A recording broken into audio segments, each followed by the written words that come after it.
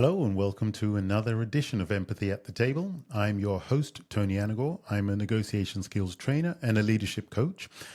And if you want to learn how to use emotional, intelligent negotiation to navigate your challenging conversations, then this is the place to be. We look at three key areas. The first is, how do we use emotionally intelligent negotiation to shift the way companies negotiate internally when you have teams and competing priorities? How do we entertain those scenarios?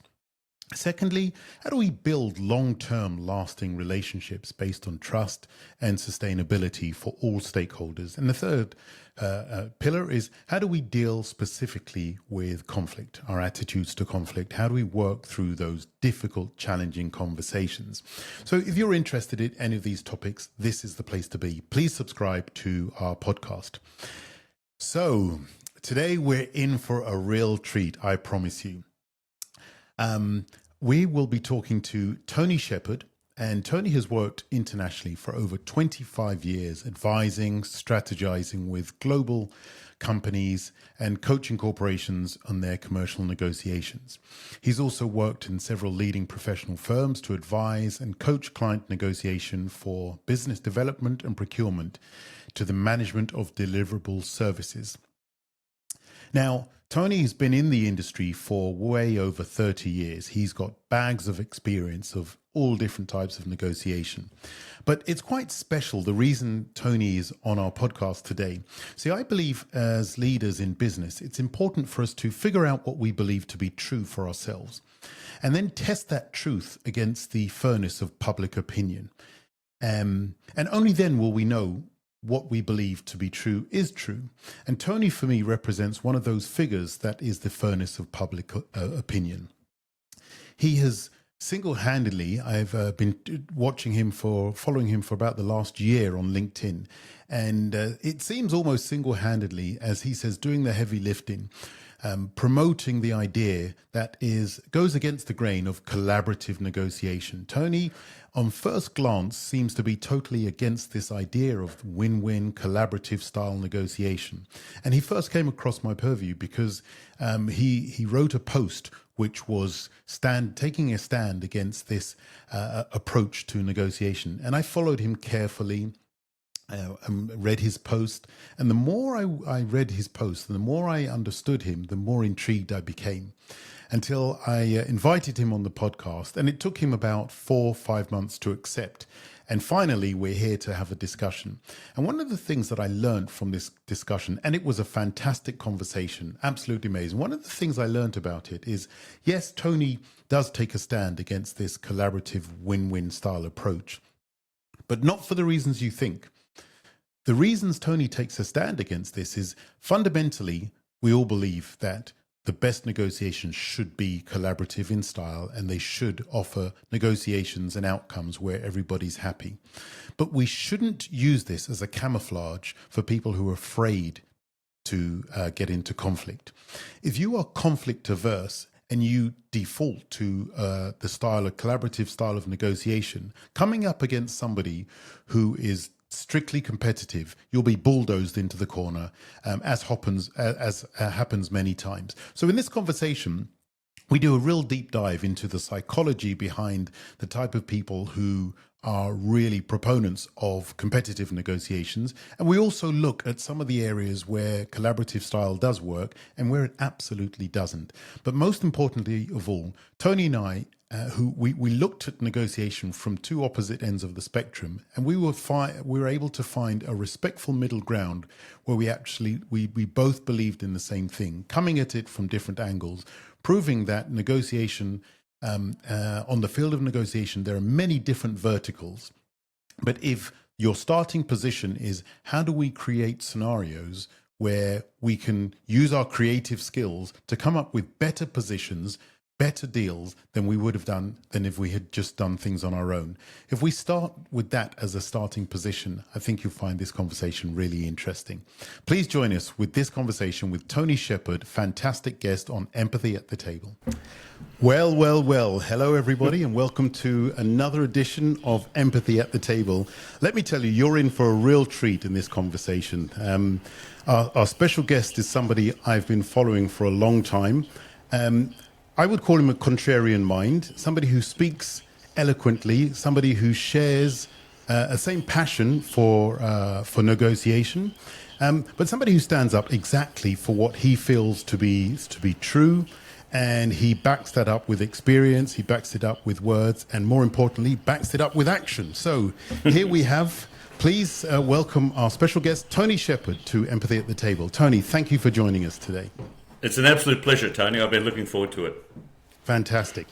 So, Tony, for our guests that don't know you, could you just maybe open up and share a little bit about your trajectory into negotiation and what you're doing at the moment? Okay. Well, I'm a lawyer by background, so negotiation was an inherent part of that work. I was in practice for a considerable period of time doing litigation work and corporate acquisitions and takeovers and everything else. I had also studied communications, but that was by the by. When I went into legal practice, I completely put that aside, so it's like that double degree thing, Right. But the gist of the story is, after a number of years in practice, one time a client said to me, "Hey, listen, do you ever help people with their arrangements, deals, disputes, apart from the purely legal stuff?" And I said, my answer was, no, not really, no, just the legal stuff. And they said, I think it'd be really great because we work with you, we watch you in the rooms and things. We think you could help our team get prepared. We think we could rely on your counsel rather than just looking at the legal stuff at the end. And that was the start for me. It nibbled away at me for about a year, and then I thought, what do I want to do with my life? And that was nearly 30 years ago. So time goes quickly. But so 30 years ago, I set up what we call a management consultancy. And half the work there has been some form of representation, so representing people, putting teams together, preparing those teams for significant negotiations and the like.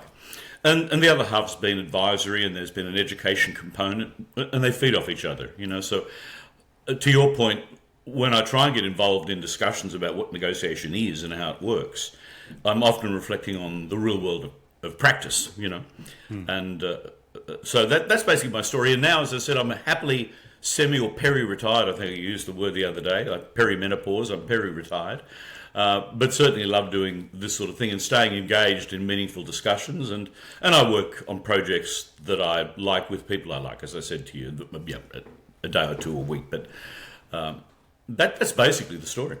Excellent.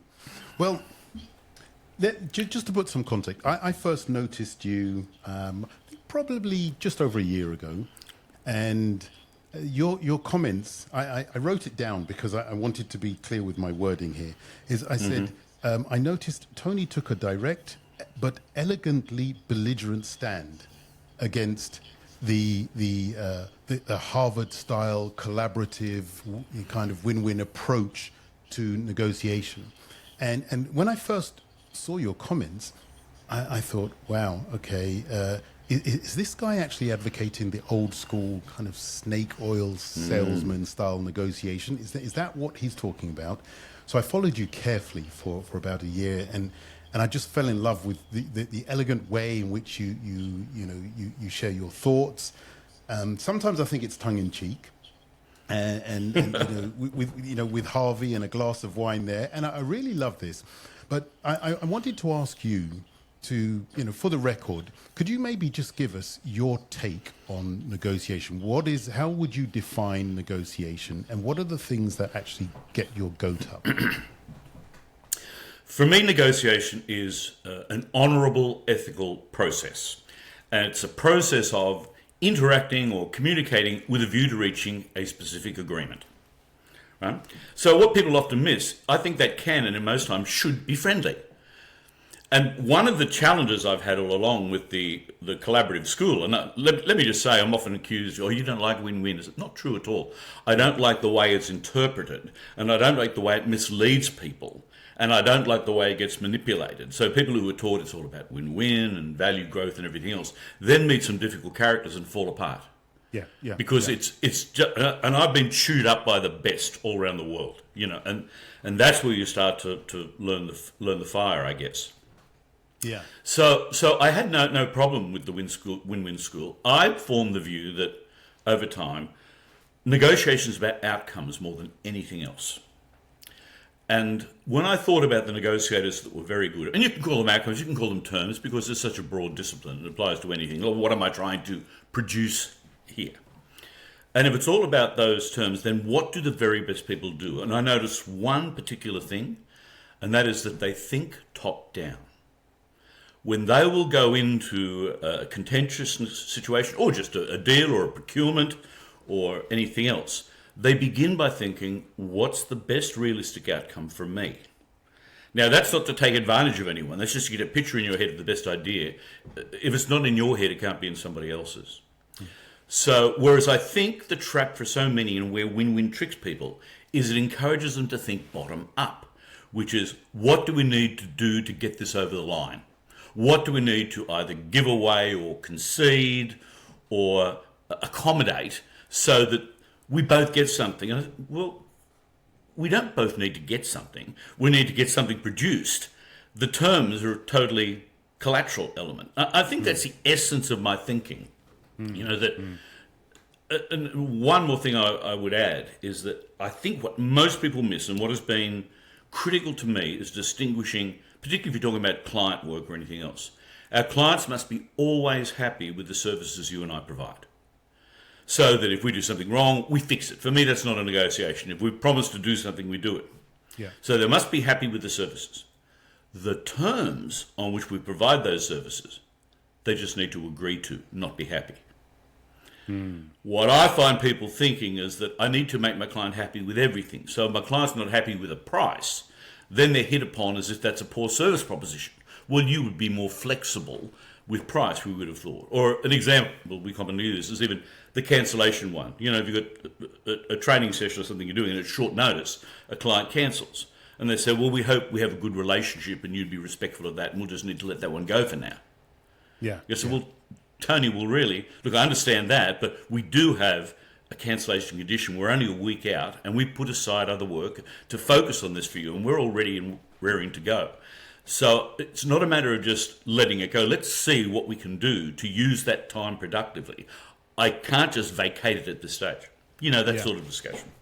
Yeah, and this is where, after following you for a while, I realized that I agree with your approach. And not only do I agree with it, I really like your approach because I found some of the challenges with the collaborative win-win style approach is it actually forces the weaker person to be more supplicative in their approach. Correct. And I'm a real advocate for really being able to stand your ground. Your service has to be top class, of course. Your product has to be top class. And with that level of confidence, I think people need to be able to advocate for themselves in a very strong way, even if that means walking away from the deal itself. And I think I saw one of your posts, which I liked, where you talked about the Stockholm Syndrome, right? Yes. Yeah. Can you expand on that for people who maybe haven't heard of that? Well, I think most of us have heard of the Stockholm Syndrome, which was a concept, sociological concept that came out of Stockholm, a bank heist in the early 70s, and there were 6 people, I think, locked in a bank vault. And the phenomenon that developed was the longer people were held in captivity, the more inclined they were to bond with their abductors, to the point that they assumed the views, the angst of the abductors, and discredited the police and everyone else who was trying to get them out. So, and I think at the time that's surprised everybody. Why wouldn't these guys just be so outraged that their liberty was taken away? But then they have to survive. And then to survive, they start to have to almost become the other party. I then just extended that in the commercial world because what I was seeing was that in relation to clients, people were often told, hey, look, something's gone wrong or the client's not happy, just fix it. Make the client happy. Yeah. Just fix it, right? And the answer is, well, If we've done something wrong, we need to fix it. But if we haven't done anything wrong, we can apply ourselves to that task. But I certainly shouldn't be giving things away or accommodating them or, reorganising for them as such. And I think that's where the Stockholm thing came in to me, that I'm seeing people are more aligned with the client than with their own employer, to the point that they will negotiate harshly with their own employer to try and sneak the deal through for the client. Yeah, yeah. For example, in the banking sector, we saw it where they would actually give the deal late to their credit guys so that the credit guys would knock the deal back. Yeah. They didn't have time to look at, it's all settling on Friday and we just need to get this done. And they go, shouldn't we get these guarantees and things? Well, so, what do you think is going on there? Fundamentally, there needs to be a shift in the way we see negotiation. And it, correct. As I said, it starts with ensuring that you have confidence in the product or service that you're selling, or confidence in whatever it is you're negotiating, because it doesn't just have to be buying and selling a product. It could be me negotiating terms with, with my wife, correct. with my kids' teachers. But it's important that I do the homework on my side. I think it's really important I do the homework. But then there's also another element, which is after having done the homework, after having done all the research and feeling really confident, then there's another element, which is where emotional intelligence comes into play, which is the stuff that's going on in the background, right? Which has nothing to do with the substance of the deal whatsoever. It might be, maybe I'm intimidated by your brand. Maybe I'm intimidated by you as a person or by your company. So how do you think that we can, first of all, shine a light on this? And then what are some of the things that we can do to show up at the negotiation and feeling really confident and able to work our way through? It's a great question, and I've thought about that so much myself. What I learned is that I have a small consultancy, four people at the biggest. I was structured, just this tight team that would do things with very big clients, right? Global clients. What I learned is this: you must always see yourselves as equals. Yes. Right? Just because they're big, just because they're the client, you are equals in this arrangement, in this project, in this transaction. And if you lose that, you're in trouble because you're trying to accommodate them all the time, right? So I've always kept that in mind and thought, at least as far as this activity we're involved in together, we are equals. You're not bigger and better than us. Just because, you're $1 billion company doesn't mean I should just fold. And I'm sure you've struck it. I'm aware of $1 billion companies that say, just come and work for us. We won't pay your fee, but you can put us on your client list. Yeah. You got to look at that and go, well, look, I'm very grateful and honoured, but I think it's better that let's just do this project at the normal fee, and then you can determine whether that works for you or not. And if you think we have a symmetry, then we can continue. Yeah. And there's this thing about, so I have a company which I set up about 23 years ago. And we organize conferences around the world, corporate business and so on. So I'm negotiating with conference centers, hotel chains and so on a regular basis. And what I find is with some of our clients, some of the bigger clients, they do try and, the bigger ones try and hammer you down on price, right? And there is a shift that has to take place in your mind when you realize, well, actually, I might be a small cog in this wheel, but I'm an essential cog in this wheel, right? Because correct. Without me, this actually doesn't happen. And so there is a value that needs to be attached. So why don't we have a negotiation about how much you value this part of the whole process? But I find that companies are very reluctant to have those kind of conversations. Do you have a similar experience? Oh, of course, because you're dealing with individuals. One of the biggest problems that I've diagnosed dealing with big companies is that the people in those companies are so used to taking their orders from above that they think everybody else is as well. Yeah. Even if you're just a service provider or a contractor or a consultant. So they will tell you things like, well, we're just not going ahead with this anymore. Well, we've turned other things away, as if you're meant to understand. Yeah. They have no sense of, I often say, the finance guys have no sense of contracts 101. That you might agree to be paid within 30 days, whatever else it is, and the finance guys will just rewrite it when the bill goes to them. Yeah. Oh, no, we pay 60 days EOM, Yeah. Well, hang on, the deal's been done. How do you get to come in and rewrite it? Yeah. You know? And I think that's the problem. What are there any best practices that you would say, okay, absolutely, this has to be done? One thing is the mental approach to know, okay, we're equal in this negotiation, but what are some practical steps you can actually take as an individual before the negotiation and during the negotiation to ensure that that dynamic remains? Well, beforehand, as you said, is to be technically prepared. Yeah. The subject matter of the negotiation you must be clear on. And sometimes that's an industry issue and sometimes otherwise. An example from the industry you talk about, I've done a lot of work in that industry. One of the problems they have is they can you as an entertainment or a service provider can do a deal with a large hotel or whatever else it is. Then when their client comes in from the conference, they rewrite it. Yes. So they're sitting there saying, the American CEO comes and says, oh, guys, I hate this background here.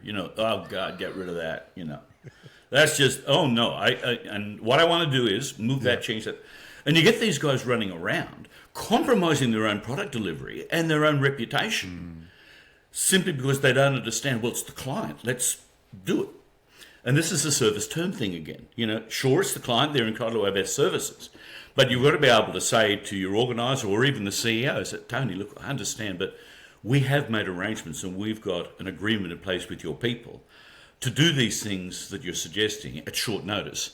My worry is it's going to compromise the event. And I don't think you would want to do that. Yeah. Secondly, we would need to charge separately. And we'll need to have that discussion.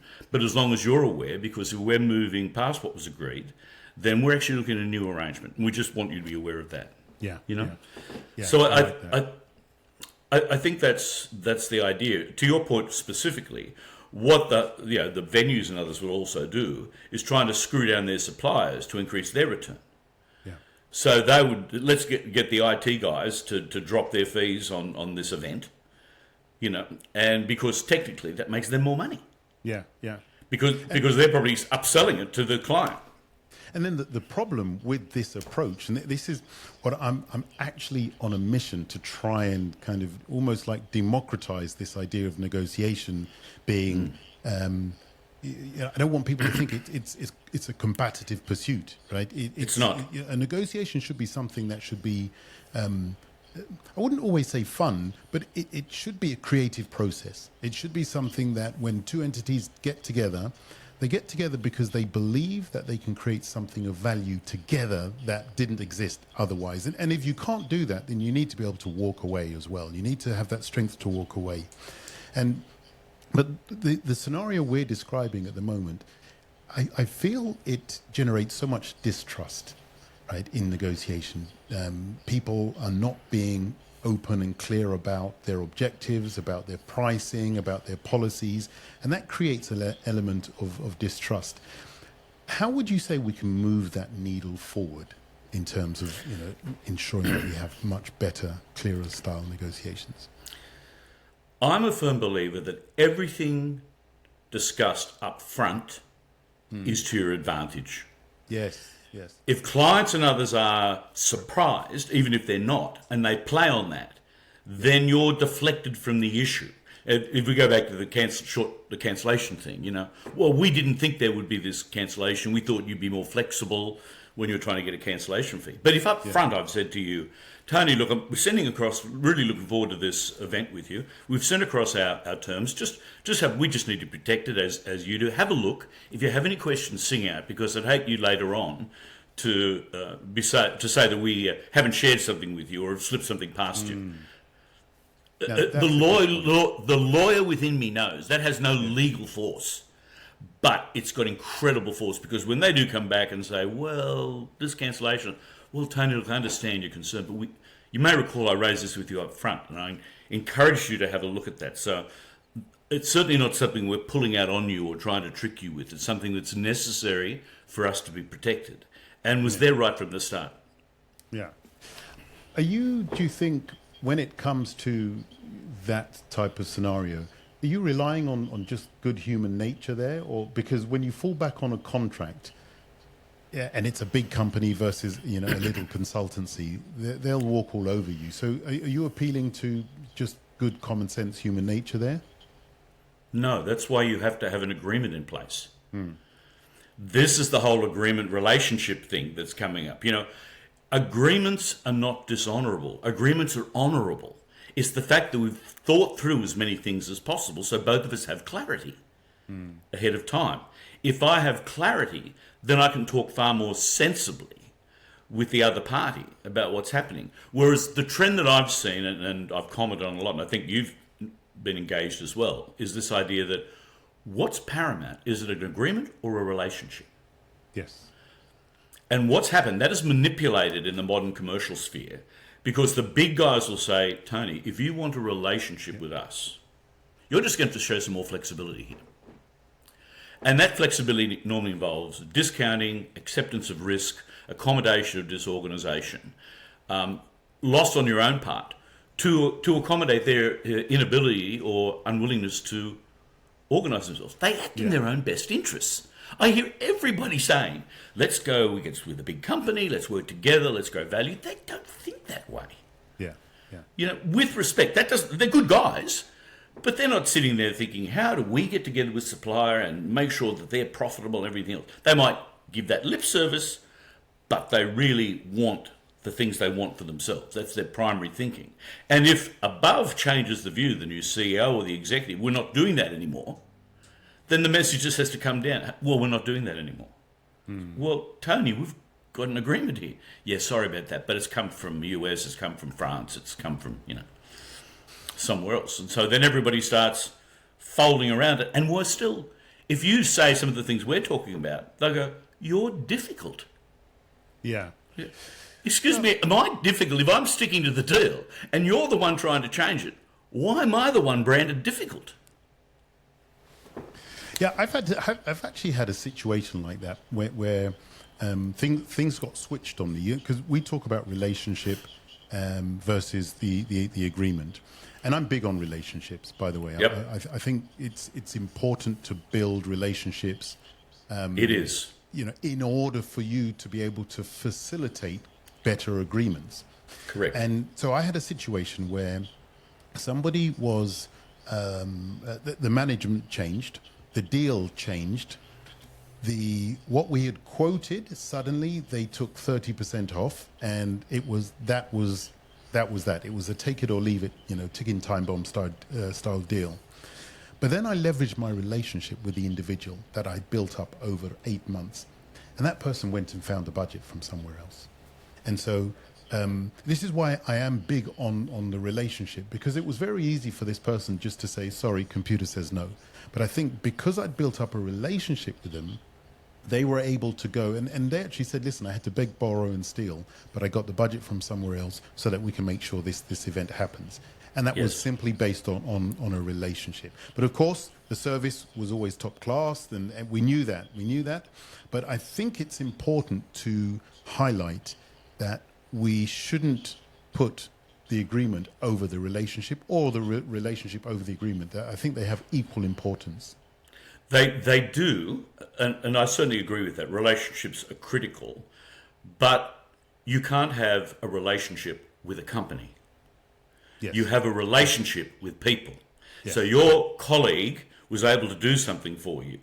If you don't have that person, then you're really at risk. Yet I hear people all the time being sold this idea, if you want a relationship with us, global company, you'll have to do such and such. And then everyone's running around going, hey, we've finally got a relationship with Apple or whoever else it is. Right, yeah. We've got that relationship. The trouble is that relationship is going to cost you a fortune. Yeah, I definitely. Because those guys, that person leaves and goes somewhere else, and then your relationship with Apple has suddenly disappeared. Yeah. Has gone. Yeah. It swings and roundabouts, isn't it? Yeah. It swings, but just to be clear, relationships are critical. But I think if we're talking business, then it is the agreement that is central. The fact that we're doing something together, the fact that we have expectations of one another, the relationship oils that wheel. Yeah. Right. Yeah. But if you start to twist it, so I just want a relationship with Apple, just using Apple, if I want a relationship with them, to the point that you're foregoing things, accepting things you shouldn't accept, then you've really got to stand back and think, I'm not negotiating this well. Yeah. I'm going to talk about our field of negotiation. Okay, we're not going to name any names or call out people, but I want to talk about attitudes. So since I've been in the world of communication for about 22 years, and I started focusing on negotiation specifically around about 7 or 8 years ago, and I deal with three main areas. One is looking at how companies shifting how they negotiate internally, right? So teams, you have different teams, shifting priorities. How do they negotiate to get things done? How they look to build long-term relationships, sustainable relationships, and how they deal with conflict. So these are the kind of three areas that I focus on. And the deeper I got into our world of negotiation, I found that there were kind of two camps. One camp is the people steeped in academia and probably have never negotiated a deal of substance ever.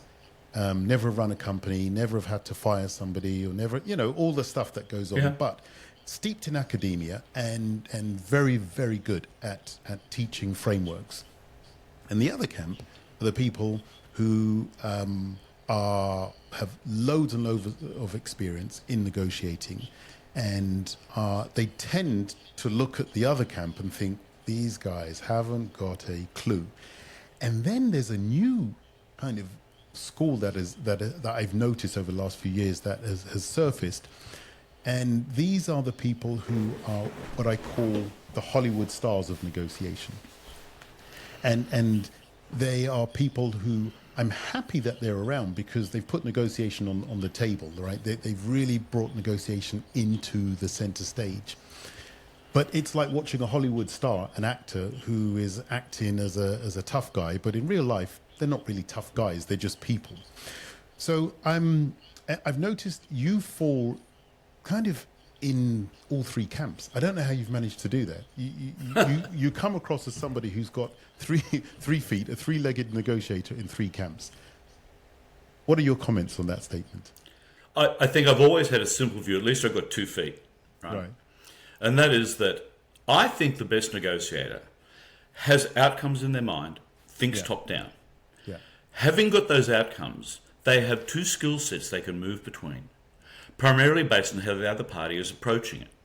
So I am open to collaborative options. I think I took one message from 500 books on collaborative negotiation. And it's so obvious that if 2 parties are prepared to trust, disclose, and collaborate, they will produce a higher quality agreement than 2 that won't. Yes. Duh. The question then becomes, how often does that present? Yeah. And I would say you're lucky if it presents 1 in 10. So I'm open to collaborative options without sacrificing my outcomes. But I have a separate skill set, and I teach people a separate skill set. And it's not about being rude, aggressive, argumentative. It's about how you trade, how you bargain, how you firm up yourself to the point that if you're dealing with a very difficult character and those collaborative options aren't on the table, then you need to have a different skill set. Yeah. And so that's what my own teaching methodology is built around a hybrid skill set.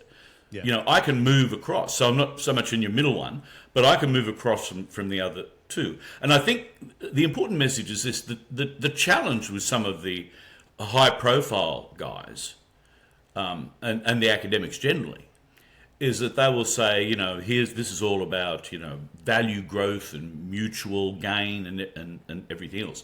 And that someone who doesn't think that way is a huckster, or is someone who loves conflict, or who is aggressive, or who likes to just run over people. So it's almost giving the second skill set a bad name. Like the fact that I know trading rules doesn't make me difficult. One trading rule you must know is that you should never make consecutive concessions. Right. That means don't bid against yourself in a negotiation. Yeah. If someone says, can you do A? And you go, well, can you do B? Look, I think that should be fine as well. Yeah. My head says, don't do that. Don't do that. Because, Tony, I can do A if you're prepared to look at C. I think we just need to make that clear. Or if we put those 2 together, I can't look at that one term in isolation. Yeah. By the way, I put you in the middle one, just fleetingly in the middle. I was happy to be in the middle. But because of your posts, I mean, you are a celebrity, whether you like it or not. I mean, the conversations that I've had off mic with people who know you, who like your comments, and I meet with people on a regular basis, and you're very, very well liked.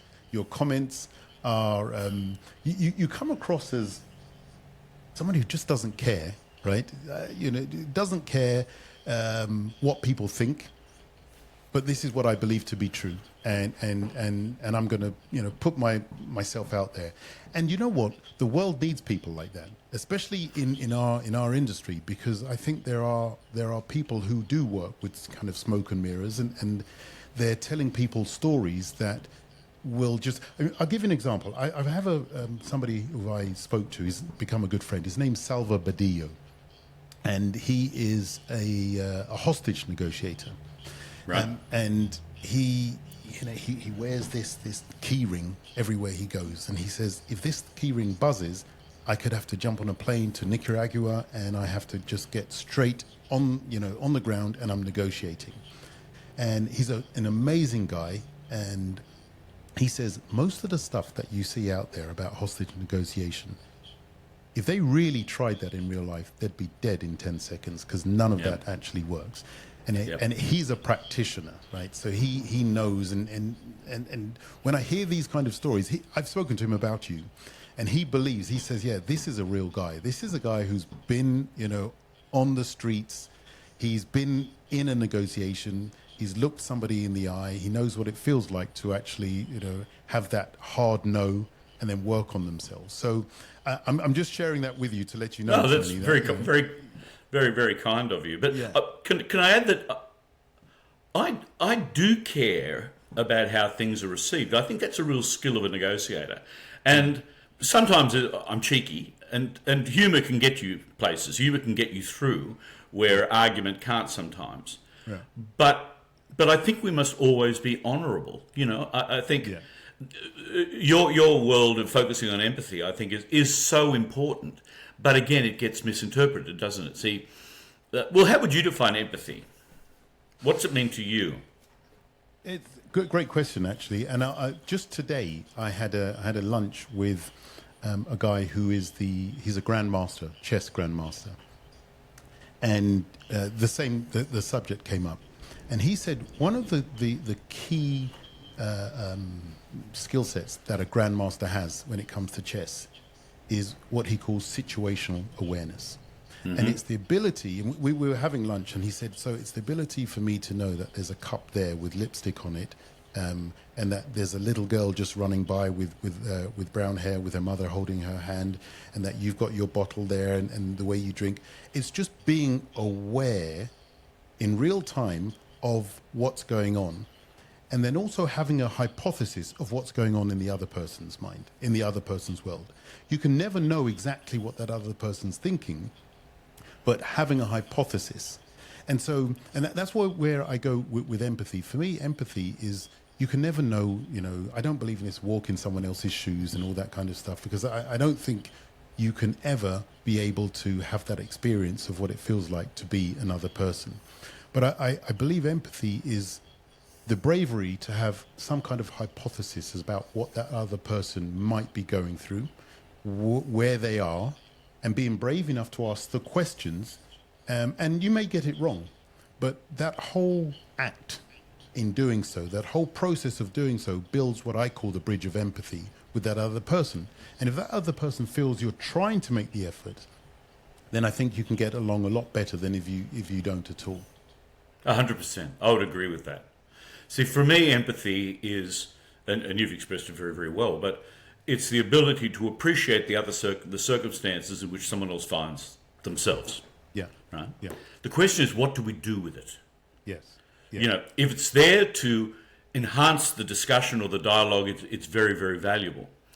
If it's to be purchased rather than earned, you've got a problem.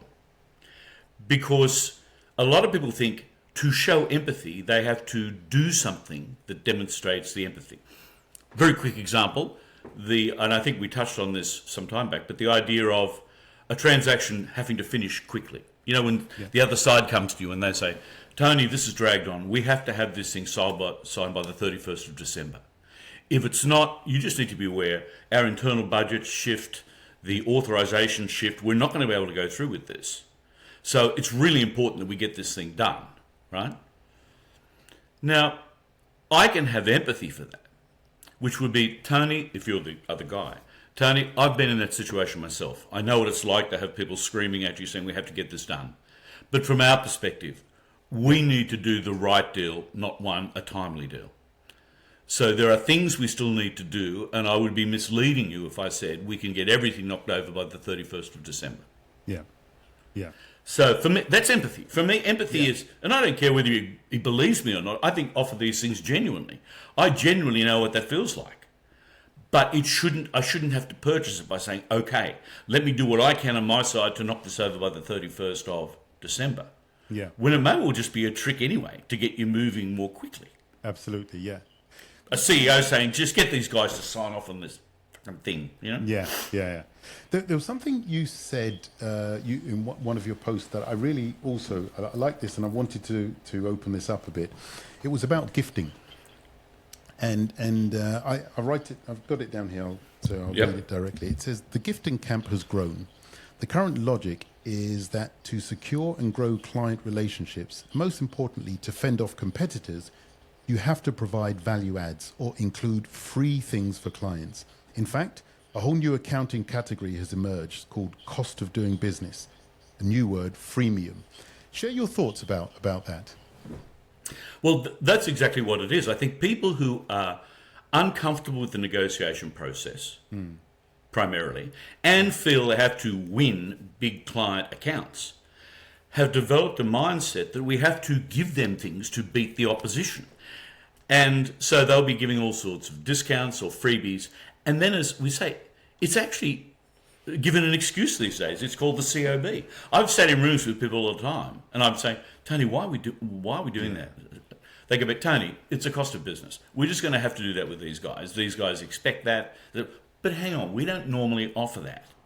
So shouldn't we be extracting some value for that? If you're going to entertain it, it's not wise, in my view, just to throw it in.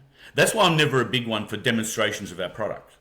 You know, they say, it's so good, let's let them use it for a month. Right?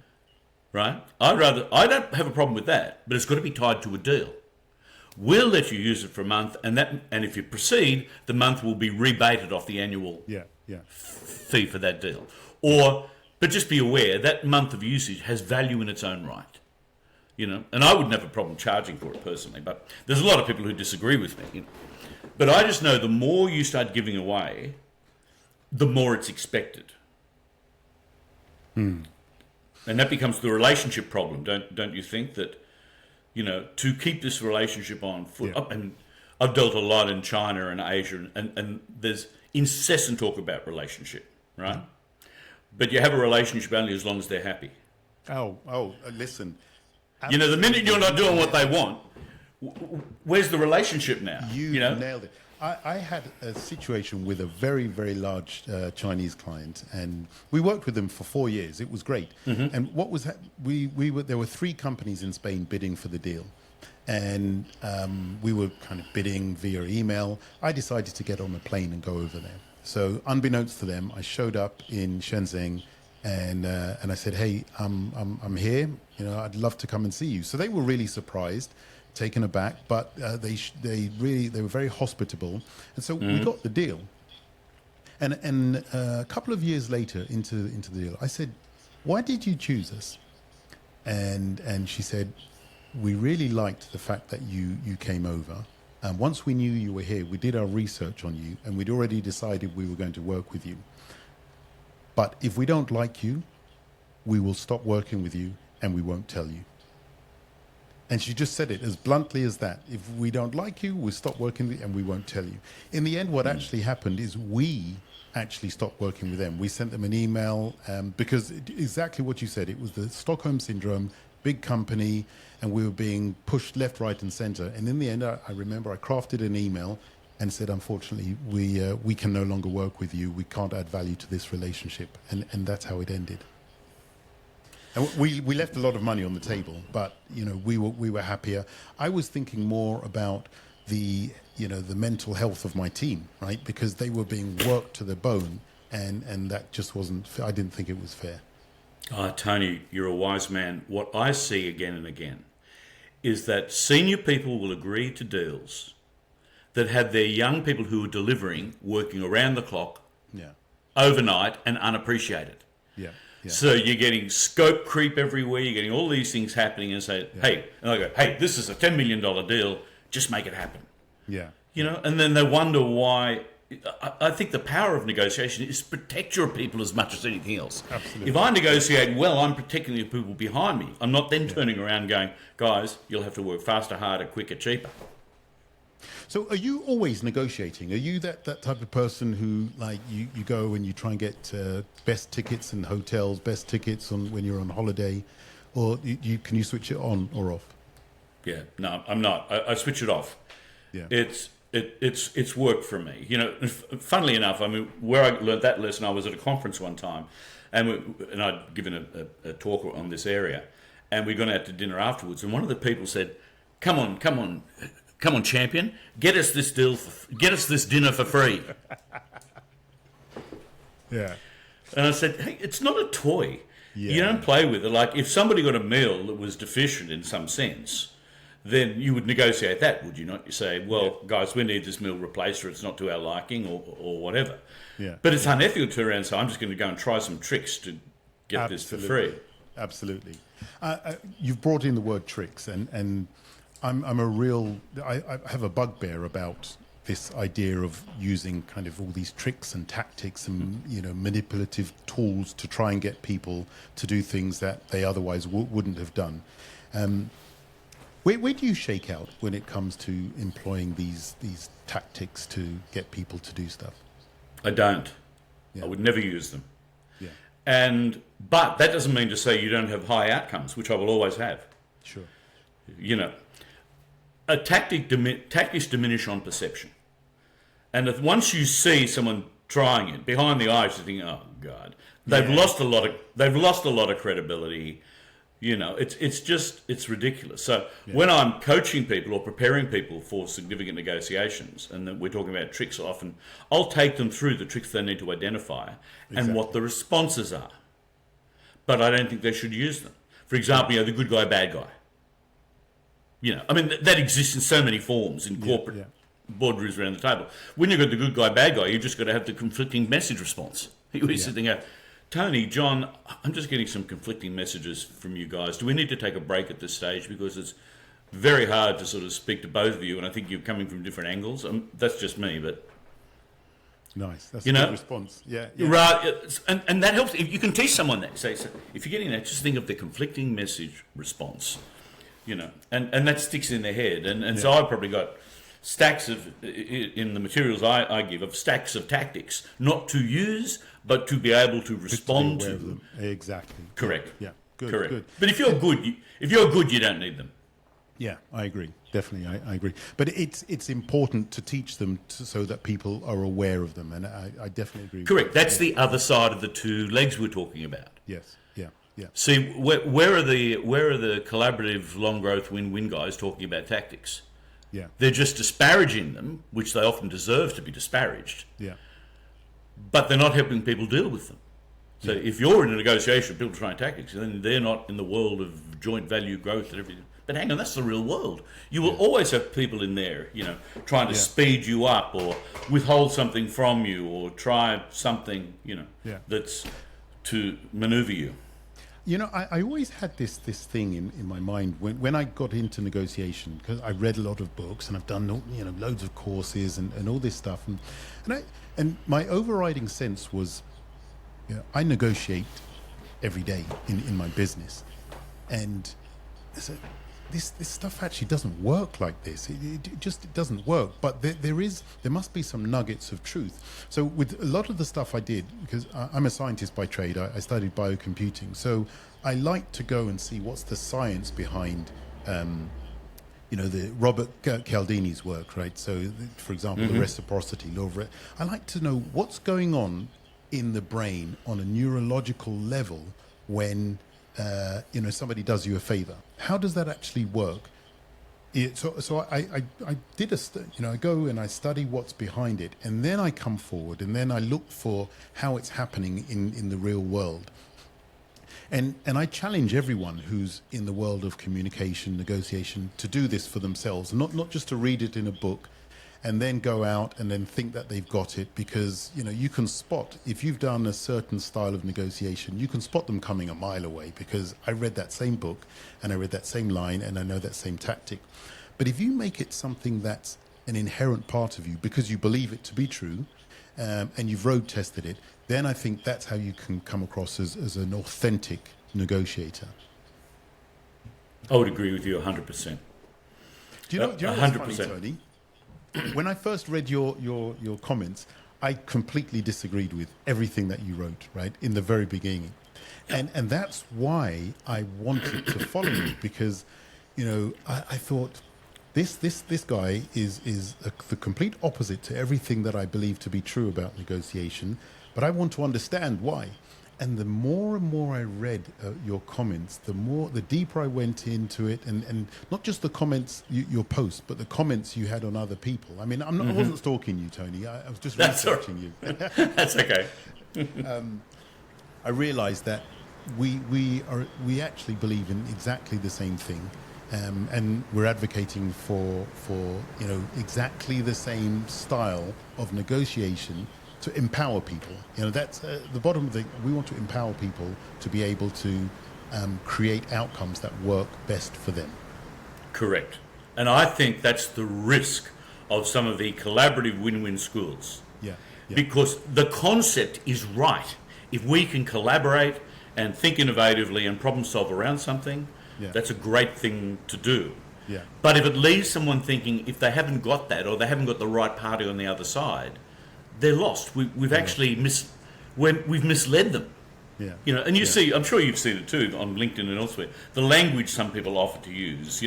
I'll come into a negotiation, I'll say, I think I'm going to help us all just have gain and mutual profit and share. Is that something that everybody here would be interested in? You couldn't say that in a boardroom or a takeover or in a million years. Everyone would look at you and go, who is this guy? Who is this guy? I can just see people cringing if someone uses this language. I've been involved in thousands of deals, big and small, and I have never really heard someone say, guys, how do we look at this from the point of view of it being a collaborative exercise, that we both get something from it, that we actually support one another, that we build a relationship that goes long term? I've never heard it. You can have the concept. Okay. You can have the concept, but and maybe it depends on the forums we're in too. Like, I've never heard that in a corporate setting. Yeah. I've never heard that in a merger or an acquisition. I've never heard that in a commercial dispute. You can hear good language. The language I prefer is, Tony, look, obviously there's a challenging set of circumstances, and I think a lot of things have been said. We need to move through those to see what we can do to try and get this back on track. Yeah. It's a similar sort of language. Okay. But I don't know. Some of these things that are passed off, I just put my hat on as a practitioner and think, I haven't heard that language. Yeah. Okay. So, I mean, you're right when it comes to corporate deals, when it comes to mergers, acquisitions. I work with a lot of founders as well when they when they're negotiating with VCs and private equity firms and investors. And so I definitely agree that the language when it comes to those type of deals is it's not collaborative. I know that, especially if you're negotiating with a VC, right? The VC wants to come in, and their job is they've invested in 100 companies like you, and their job is just to get you to the line as quickly as possible and make their money so they can move on to the next one. And I work with the founders. And secure the borrowings over your assets. Right, exactly. Yeah. And then pass it on to the next VC. And then pass it on to the next and charge you a commission or a consulting fee at the same time, and rip down your costs. Yeah. So you've got unhappy employees, unhappy clients, and anyway. That's for another time. But having said that, though, I do think it's important to push the narrative on collaborative style negotiations. Yes. I think we can take combative, I win, you lose negotiations. We can take these and we can move them, shift them ever so slightly onto a more collaborative terrain. Not every negotiation, I know that, not every negotiation can do that. But I think now more than ever, there seems to be a zeitgeist for us to be able to create that paradigm for these type of negotiations where I stop to think just about myself and I start to think, well, why is Tony actually sat here in the there must be something, let me develop some level of curiosity about Tony. I'm not talking about company. If it's a company, I'm negotiating with a company and computer says no, then I may as well be AI agent to AI agent. But when it's a human to human negotiation, I'm really an advocate for being curious about what the other person is really, really driving at. But I agree, but here's the challenge. The extent to which you're focused on the other party to understand their drivers, their thinking, their motivations, you're losing brain space. You're losing brain space to be focusing on what you're after, what you need to be doing. I think that becomes the risk. I've seen a lot of negotiation models and you're not saying this, but get inside the head of the other party. If you do, you're going to cloud your own thinking because you begin to work so hard to understand what they're about, what they're after. You start working towards it. It's a bit like in the 80s when cross-cultural negotiation was a big issue. And they say, if you want to do cross-cultural negotiation, but negotiate in Japan, do a cross-cultural session, right? The cross-cultural sessions were great. How low you bow, how you pass a business card, where you sit at the table. Yeah, that's all great. But one day it hit me. I'm never going to be Japanese. I can't do it well enough. I've got all these things in my head. I'm still going to be a Ganjan to these guys, a Neanderthal. But why have I filled my head with all this stuff? I believe we have to be culturally respectful. So I've got to be the best Australian I can be and mindful that Japanese people may well do it differently. But I can't become them. Yeah, I 100% agree.